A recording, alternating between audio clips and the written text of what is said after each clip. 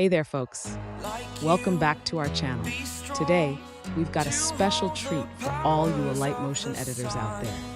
If you're new to our channel, please hit that subscribe button and give this video a thumbs up. Now, let's dive right into our topic.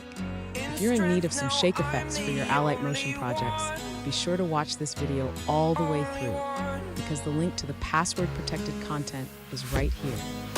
So without further ado, let's get into the video.